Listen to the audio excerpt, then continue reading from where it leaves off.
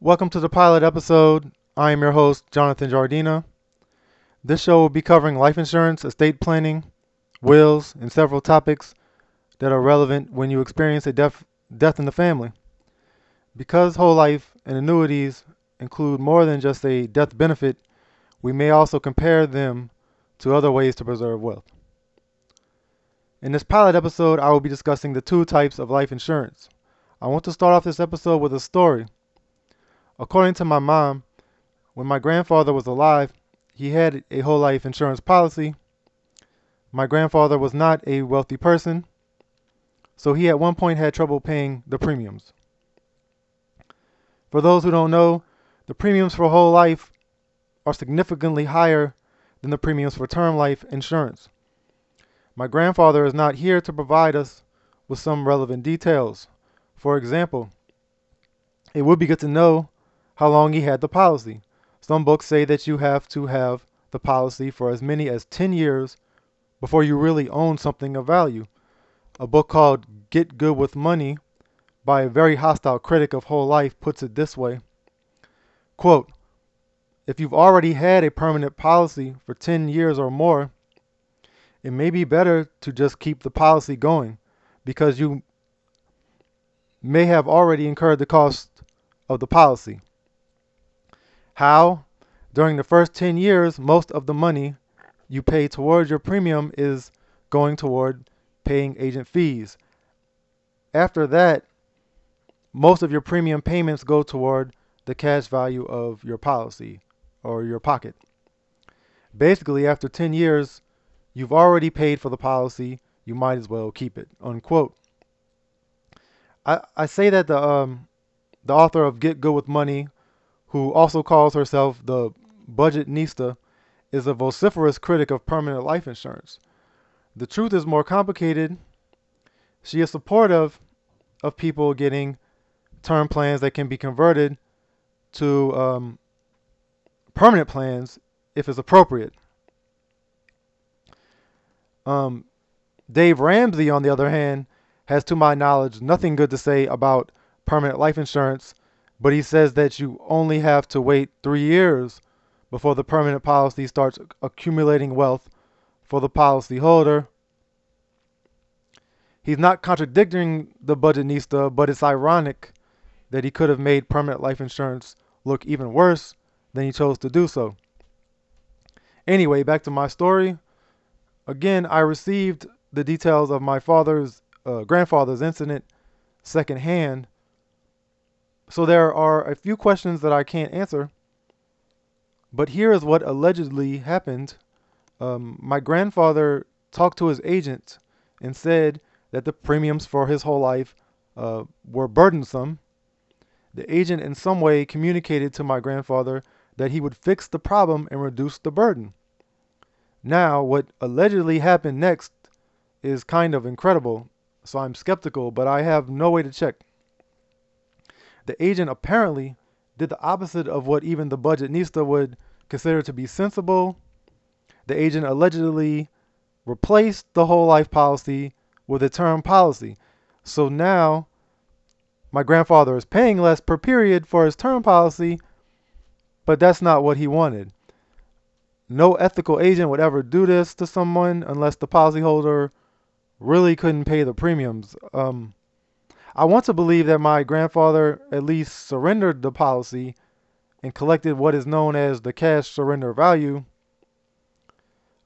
Critics of whole life will say that they find it strange that an insurance policy can build up a so-called savings plan. They will point out that when you buy car insurance, there is no savings plan attached. Again, I'm going to quote the Budgetnista because she uses all the usual talking points in her book. She wrote, quote, insurance is a risk management tool. I don't believe it should be used as an investment vehicle.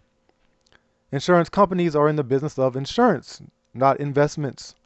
I think you should grow your money within actual investments like stocks, mutual funds, and ETFs, not with with insurers. When you get insurance for your home, car, apartment, or pet, you don't expect to make money from those policies, do you? Think about it. If you have pet insurance, for instance, aren't you glad that your fur baby is still alive and tearing apart your favorite shoes? Or did you expect to be making money on that form of protection too? I pointed out the fallacy in the talking points when I critiqued a similar passage in a book called Finance for the People. Briefly, it's misleading to say that you are making money. You are just not losing all of the money that you spent on premiums like you do when you buy term insurance and never file a claim. And that aspect brings me to why whole life plans will pay you to surrender the policy. They know that as long as you keep paying the premiums, the company will eventually be, quote, on the hook, unquote, as they say. With permanent insurance, the company has a liability, maybe not in the accounting sense, but in the practical sense they do. With term insurance, which includes car insurance, renter's insurance, home insurance, etc., the company doesn't really have a liability. As a book by an economist and a businessman explained it, the quote, the cash value of a policy for any given year merely shows what the policyholder would receive if he were to surrender the policy at that time. The reason the insurer can afford to give a cash value upon surrender is that it won't have to pay a death benefit on a surrender policy. With term insurance, the company is not going to pay you to, in effect, stop paying them. That would be stupid. Um, Cash surrender value wasn't always a feature of whole life insurance, but it became a feature, and the insurance companies weren't compelled to include the provision. It was in their interest to include it. It's called non-forfeiture because the policyholder is not forfeiting all of the premiums to the insurer as he does when he gets any term plan. I bring this up because I was never able to find out whether my grandfather actually surrendered his whole life policy and received a surrender value. Based on what I was told, it's possible that he didn't get the cash value even, and that sounds very suspicious.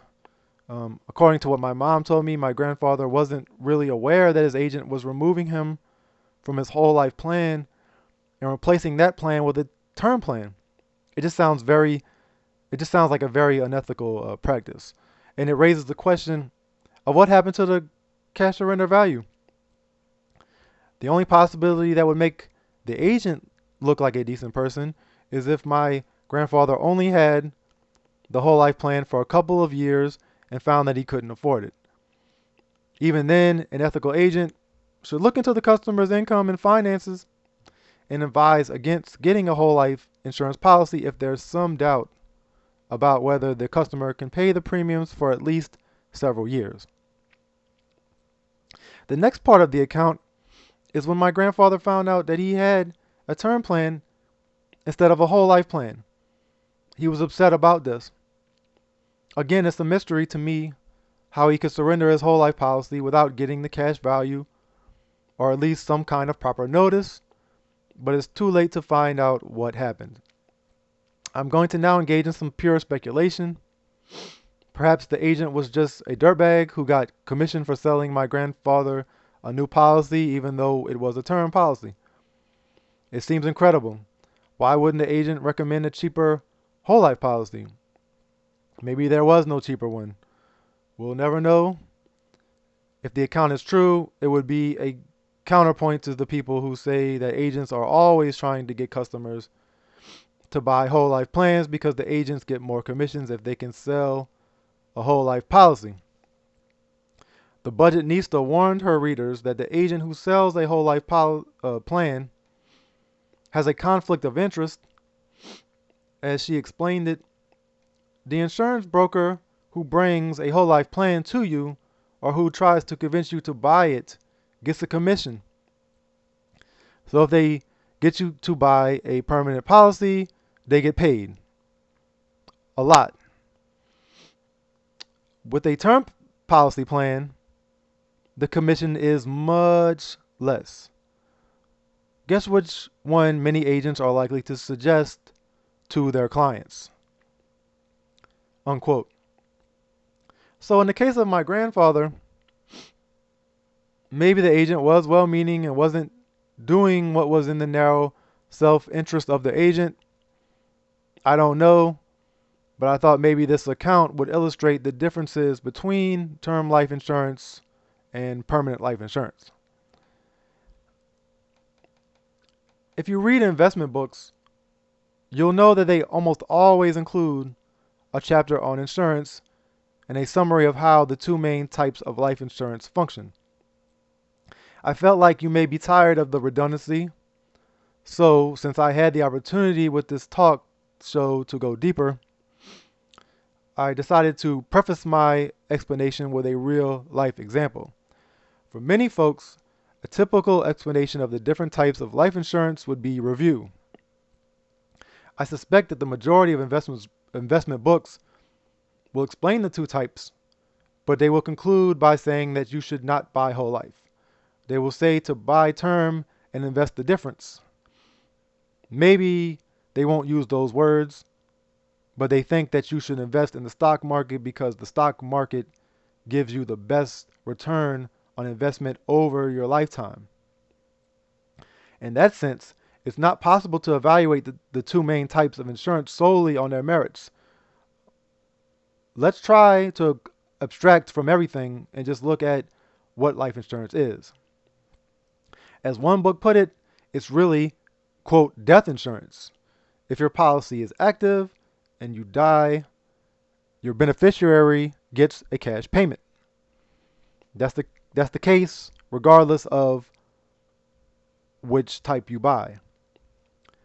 I like the way an old textbook describes term and whole, so I'll share it here. The main difference, of course, is that term insurance can expire. According to the textbook, quote, term insurance protects the beneficiary if the insured dies within the term specified in the policy. If the insured lives to the end of the term, the policy expires. In other words, term life insurance resembles automobile insurance, fire insurance, and the like, which are always term insurance. Even the critics of permanent insurance are fine with insurance and understand that people are paying to transfer risk onto the company. The premium for any insurance should reflect the expected loss. Expected loss equals probability of the loss multiplied by the amount of the loss. Insurance allows the customer to substitute a guaranteed loss for an expected loss. Some popular criticism of insurance will say that if nothing bad happens, then you should get your premiums refunded because you were only buying insurance just in case something bad happens. I wouldn't even address such a talking point, but I've seen people on social media who actually think this way. Our response is that the insured didn't get scammed, so there are no grounds for him getting the money back. If he is risk averse, he would be better off actually paying a premium that is greater than his expected loss. You're paying to have certainty where before you had uncertainty. As an old textbook described it, quote, through the purchase of insurance, the insured transferred an existing pure risk, unquote. A pure risk just means that there is a chance of loss, but no chance of gain. Every type of term insurance I could think of involves pure risk. When the author of Finance for the People wrote that quote, insurance is a tool to protect against loss and not a tool for gain, it was just another way of saying that the insured transfers a pure risk. It's interesting to look at old books to see how different they are from what people are saying today. I fortunately was able to get a copy of a book that evidently was quite popular in the period that preceded the 1990s. The book is completely at odds with the majority of modern investment books. Admittedly, there were authors like Andrew Tobias who explicitly said at the time to buy term and invest the difference. It's difficult to imagine today a book that is contemptuous of term insurance. The book I refer to, which nearly treats term life insurance with disdain, is called The Complete Estate Planning Guide. I think it's worthwhile to look at this book because it provides a balance to the majority of recent investment books. What happened to change attitudes? I speculate that in the early 90s, it became for the first time normal for everyone to invest in the stock market, where before buying a whole life policy could have been seen as a good investment. As Robert Pechter Jr. explained, quote, the market pullback into January 1991 was the final point of restraint in stock market bullishness on the part of both the public and professionals. Skepticism was dispelled once and for all following the start of the Gulf War. The public threw caution to the wind after the Dow crossed 3,200 and has spent the last 4 years becoming invested to an extent never before attained in the history of our country, unquote. Even if the stock market was not doing well, some new authors would still be averse to cash value insurance because, quote, the nature of an insurance purchase is not to gain anything, unquote. Permanent life insurance started out as just a way to transfer risks, but people were unsatisfied with it then too. A critic of permanent life insurance put it this way, quote, the level premium concept of permanent life insurance has not done away with the utterly prohibitive costs of life insurance at older ages. It has merely made these costs appear to be more palatable. If someone wanted to have, unquote, if someone wanted to have coverage for his entire life, then instead of paying a low premium when he was young and an enormous premium when he was old, he paid high premiums for his entire life. There was a time when there was no cash surrender value. If the customer couldn't pay his premiums, then he forfeited over every cent that he paid to the company, and his family lost any claim to the death benefit. As the old textbook labeled it, the cash value is really just the, quote, non-forfeiture value. The cash was always there, but before cash non-forfeiture, the customer had no way to get cash back.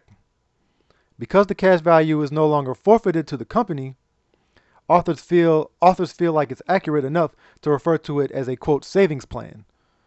The company, however, actually owns the cash value as long as the policy is active. As a critic characterized it, quote, as the cash surrender value begins to accumulate, the actual death protection or the amount the company is, quote, on the risk declines in direct proportion. The critic I'm quoting from at least the critic I'm quoting from at least was objective. Now that the consensus has turned against whole life, a subjective critic can say that whole life policies are, quote, mediocre as insurance without really having to explain why it's true from an actuarial perspective. Underneath the complexities, permanent life insurance is a form of term insurance. According to the critic, quote, with all its endless names and plans and gimmicks, life insurance has in reality only a single where to pedal, and that is term insurance. According to the same author, the actual protection in any policy is all term insurance, unquote. He even argued that permanent life insurance is, quote, the industry's version of buy term and invest the difference, unquote. What did an objective source say? According to the textbook, quote, straight whole life insurance is a combination of decreasing term insurance and an increasing investment element which equals the face amount at age 100. The critical author quoted an insurance insider saying almost word for word the exact same thing and thought it strengthened his case against permanent life insurance. I said that the consensus is on the side of term life insurance, but I'm going to briefly sum up the case for term. Term, as many have pointed out, may be all that you can afford. According to the Budgetnista, quote, 45% of whole life insurance policies surrender their policy or stop paying within the first 10 years. I know I'm supposed to be making the case for term here, but I need to point out that it's possible that people are surrendering their policies because they've been convinced by someone like Dave Ramsey to do so. It's an open question whether the customers were compelled to cancel their policies. They may have been persuaded to do so by people like the Budgetnista. We need more information because otherwise we have a situation where the Budgetnista can persuade people to cancel their policies and then turn around and use statistics to suggest that the policies are unaffordable. I'll concede that the policies are unaffordable for people because, as mentioned, my grandfather had trouble paying his premiums. Let's assume that affordability is not a problem. The Budgetnista, who is, quote, on team term all the way, unquote, argued that if you have excess cash, you can save it or invest it other ways. Contrary to what she wrote, she's not the most pro-term person. She's not against adding, quote, what's called a rider to a term policy that will convert it to a permanent life insurance policy at the end of the term, unquote. If we want to get a viewpoint from someone who strictly favors term life insurance, we need to listen to Dave Ramsey. According to him, term life insurance, quote, is cheap and the only way to go, unquote. Ramsey said that with, quote, term insurance, that with term insurance, it is very, very inexpensive to get the proper amount of death benefit. When people make the case for term, they usually include a talking point or begin with one that is in agreement with what Ramsey said. I'll conclude that it's the strongest argument for term insurance, and I'll move on. I'll just add that a policy is cheap when the insurance company knows it is unlikely to pay a claim. I'll elaborate about why it's cheap at the end of the program. I'll spend more time on the case for whole life insurance because we rarely see it in books published today. According to Ramsey, whole life is an antiquated product. Judging from what's inside recent investment books, it seems that most people today agree with Ramsey. As mentioned, I had to stumble upon a book from 1990 just to see a writer who was biased in favor of ordinary whole life insurance. Doug Andrew is active today, but it would be misleading to say that he promotes permanent life insurance. If we want to be precise, we'd clarify that he recommends indexed universal life insurance, a type of permanent life insurance. For a strong defense of so-called ordinary whole life, we need to look at the book I mentioned earlier, which is called The Complete Estate Planning Guide. Here are the main points made in the book.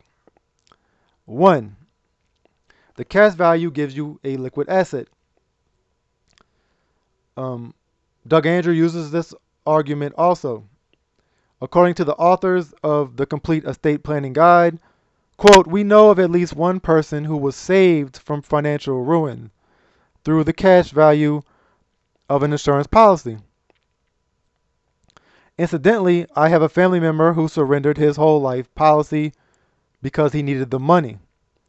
His mom was disappointed in him. He could have instead been like the example in The Complete Estate Planning Guide. The man in the example needed quick money, but he was able to get it, quote, by borrowing the cash value out of his insurance policies, unquote. Of course, on numerous occasions, critics like Dave Ramsey have said that a policy loan is stupid. He asked, quote, why would you pay someone interest on your own savings? That's backward and it does not make you smart, unquote. The old book that I've cited several times earlier also said that policy loans are, quote, upside down. He asked, does any bank charge interest on withdrawn savings accounts? Doug Andrew, however, informed us that policy loans are not the only option if you need liquidity. You could withdraw money from the life insurance policy, but it would count as a, quote, partial surrender. Andrew, for reasons we won't cover, actually recommends using policy loans instead of partial surrenders. At least that's the best way if you have universal life. The drawback to a policy loan is that, quote, borrowed life insurance is more subject to lapse, unquote. Regardless, if you have cash value, you have liquidity. If you invest in some other liquid asset, there's no guarantee that the asset will have a high selling price at the time that you need to sell it. On the contrary, if you're having a hard time, others may very well be in the same position. As long as the life insurance company itself is not about to fail, then you, the policyholder, would have liquidity even in some of the worst periods of a business cycle. The second major argument in favor of whole life insurance involves the tax advantages. Now, tax laws change from time to time, but even contemporary critics admit that taxes are deferred on the interest one earns on the life insurance policy. In that regard, not much has changed in the last 40 years. As the Complete Estate Planning Guide explains, quote, the buildup of the cash value is free of income taxes during the existence of the policy. If you are in a low tax bracket, your return on your cash values is as good as your return after taxes on most other fixed dollar investments. You have to earn 10% or more before taxes on your other investments in order to equal your tax-free buildup of your cash values, unquote. Think about it. If you have to pay taxes every year on capital gains or interest, you have less money currently. Likewise, if you still want to have life insurance while you are investing almost all of your disposable income in an IRA or 401k, then you have to get a term plan. Although it's not much, if you are young and healthy, the money that you spend on a term plan is not there for other purchases.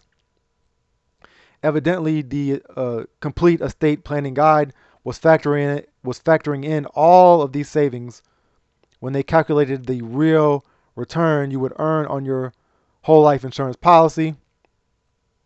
Here's what they came up with. Quote, if you add the amount it would have cost you to buy term insurance at the lowest available rates to the after-tax gain, you will find that the return of your life insurance investment will exceed 7% compound interest tax-free. Now, this figure presumably included reinvested dividends. As I pointed out on my blog, when authors say that you only get a 1% or 1.5% return on the cash value of a whole life policy, they are not including reinvested dividends. I promise you that they make sure to include reinvested dividends when they give you the figure for returns on the stock market. And I suspect that they aren't giving you the after-tax figure for the stock market. It's not fair to exclude dividends just because they aren't guaranteed. Dividends are not guaranteed for common stocks. If someone is going to exclude them from the investment they oppose, but include them for the investment they favor, they're showing you how impartial they are. something needs to be said about the allegedly low returns for whole life. When people talk about stock market returns, they are talking about average returns.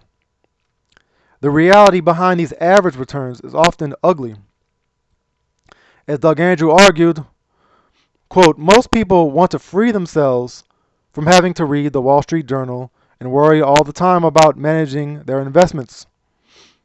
Sometimes the risk of certain investments is simply not worth the reward, unquote. While the stock market averages are down significantly in real terms, as of today, May 2023, maybe people will be more receptive to so-called bears like Martin Weiss. His rebuttal to a fictional stockbroker could apply to mainstream financial experts today because they say the same things. Broker, quote, the market will inevitably recover sooner or later, right? So all you have to do is always invest for the long term. Then you'll do well, no matter what twists and turns the market may suffer in the near term. Now here's Weiss. Market declines can last for many years, and it could take many years more for stock averages to recover to peak levels. Another contrarian wrote, quote, if you're depending on capital gains, you should be aware of how long some bear markets have lasted historically, unquote. I bring up the stock market because a company I won't name teaches people to buy low cost death protection or term insurance and to put the maximum amount you can afford into a promising investment program. The brochure continues, quote, if you've saved and invested wisely, you should have a significant amount of accumulated cash. You've become, quote, self-insured and eliminated your need for life insurance, unquote. Your term insurance is going to run out. No problem, we're told. According to Dave Ramsey, when your 20-year term is up, you shouldn't need life insurance at all because you'll have a mutual fund worth $700,000. That figure is optimistic. Here's why. Ramsey's analysis is very similar to material put out by a company that I'm not going to name. This company publishes brochures where they argue that you will be better off buying term and investing the difference even if you outlive the term. The brochure says that if a couple buys whole life at age 30, then by age 60 they'll have $300,000 worth of coverage, but the cash value will only be worth $124,000. I find this number to be highly dubious. They must be assuming a less than 1.5% annual rate of return. I explained elsewhere that even the 1.5% figure is flawed because it ignores reinvested dividends. Not to mention that your total return should consider the money you didn't have to spend on term insurance in Texas. Although I don't know their hidden assumptions for cash value, I know exactly how they figured out that you could have greater than $500,000 in a mutual fund or something. If our hypothetical couple starts investing $169 a month, every month at age 30, then by age 65, they could possibly have a fund worth $500,000. If you read the fine print, these are the assumptions. Quote, the accumulation figure reflects continued investment at the same 9% nominal rate of return compounded monthly and does not take into consideration taxes or other factors which would lower results. This example uses a constant rate of return, unlike actual investments which will fluctuate in value, unquote. Now you can go to www.officialdata.org/US/stocks/S-P-500 for yourself and see that the 9% figure is probably not an after-tax figure. But I'll give this company credit for not using 10% or even 12% like one commenter does. Here's how they got the sum. It's easy to do once you know that we're dealing with a geometric progression. After we find the geometric ratio, all we have to do is plug in the numbers, and after you learn how to do it, you can check the claims of advisors for yourself. Because the rate is 9% compounded monthly, we divide 9 by 12 and get 0.75%. The geometric ratio is therefore 1.0075. Because there are 12 months in a year, the number of terms in the progression is 12 multiplied by 35. And that number is 420. So what's the first term in the series? It's the amount that the last monthly investment is worth after earning interest for 1 month. 169 multiplied by the geometric ratio, 1.0075. Again, that's 169 multiplied by 1.0075. And here is the formula. The formula is therefore the first term are 169 times 1.0075 times 1.0075 raised to the 420th power minus 1 divided by 1.0075 minus 1. Calculate that and you get $500,890, just like the brochure says. At a time like this, when the stock market averages are down in real terms and in even nominal terms, I feel pity for the people who have to argue that stocks will earn 9% returns as long as you stay invested for 3 decades. Those are the assumptions, though, for people who say you can be self-assured. Don't worry if your term insurance runs out, they say. You'll have greater than $400,000 even after taxes. What if there's a crash, though, like the one in 2008? I'm not saying that straight whole life is the best way, especially today with relatively high inflation. But today there are other policies such as index universal life insurance that are neither term nor whole life. I mentioned Doug Andrew. He was against permanent insurance, but he has completely turned around on that position. I'm going to close the program with a story about how another critic changed his mind about permanent life insurance. Howard Ruff, in his own words, was, quote, publicly and loudly negative on most of the services of life insurance companies, particularly the ones that were the most profitable for them. Among these were the typical cash value, whole life policies, and annuities. According to him, in a zero inflation world, you could buy a 4% CD, cash value insurance, or an annuity, sock it away and forget about it while still increasing your purchasing power.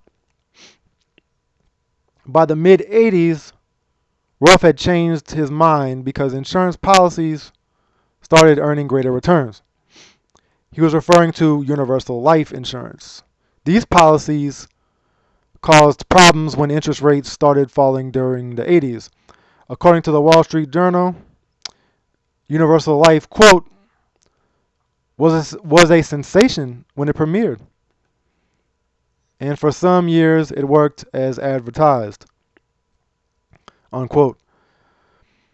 Long story short, the policies only worked if, quote, interest rates were in the high single digits or above, unquote.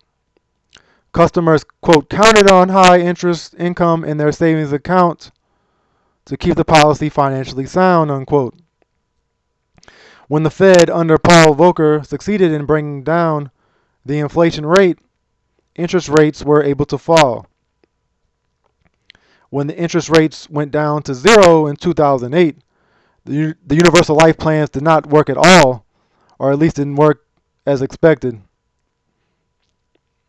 I had shared a brochure on one of my blogs about F&G's path setter fixed indexed universal life insurance plan.